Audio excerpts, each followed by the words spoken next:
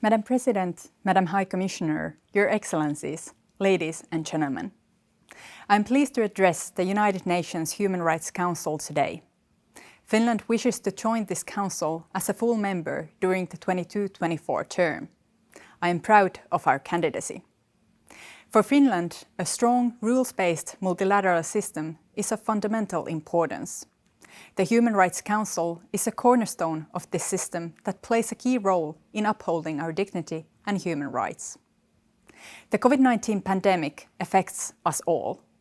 The need for solidarity and resilience has once again become very concrete.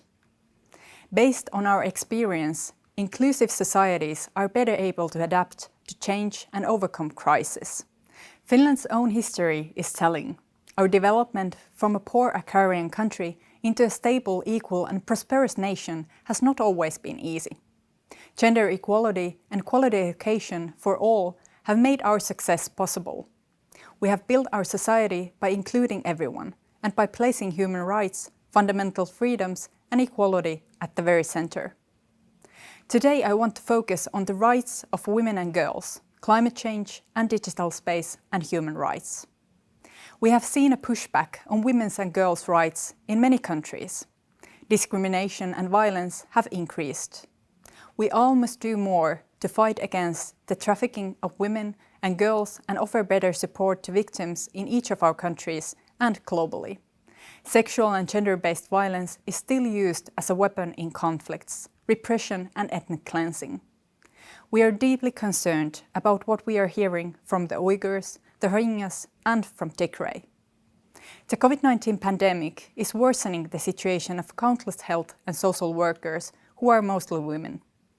Intimate partner violence has become the so-called shadow pandemic. In Finland too, we have seen an increase in domestic violence.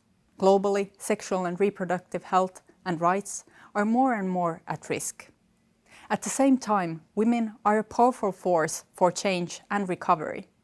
This council is key in ensuring progress on women's and girls' rights and in building back better. Second, I want to underline the severe impacts of climate change and the enjoyment of human rights. We have a duty to prevent the negative effects of climate change. We must work to achieve a just and fair transition. In doing so, we must pay special attention to the rights of persons in the most vulnerable situations, including persons with disabilities and indigenous peoples. In order to combat climate change, we need everyone on board. Globally, empowering women and girls can be decisive in making a real change at every level. Third, I want to focus on digital space and human rights. Digitalisation must become a force for the promotion and protection of human rights and fundamental freedoms as it is changing the way the world works. With this in mind, it is essential that we bridge the digital divide. Finland wants to promote a safe digital space for all and to enable everyone to use their voices without the threat of violence, harassment or hate speech. Freedoms of expression, assembly and media are essential for democratic government.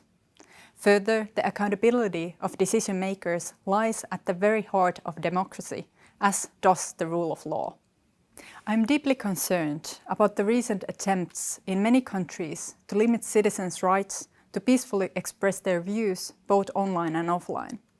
I'm particularly worried about attacks against human rights defenders, LGBTI persons and members of civil society.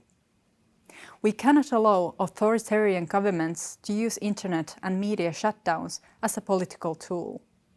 We are extremely concerned about shrinking space for civil society in many authoritarian countries, including on our own continent. Finland also strongly condemns the mistreatment of representatives of the political opposition and other peaceful protesters we have witnessed recently.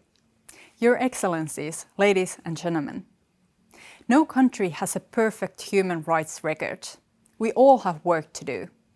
Finland attaches great importance to the universal periodic review process and the other mechanisms of the Council.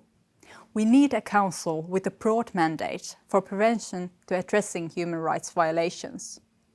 We support the High Commissioner for Human Rights and her office and wish to continue our excellent collaboration with increasing voluntary contributions. Our foreign policy is human rights-based. Finland works for human rights, gender equality, peace and security, and the fight against poverty globally. If elected, we would bring our contribution to the Council to ensure the fullest respect for universal human rights in our diverse world. Thank you.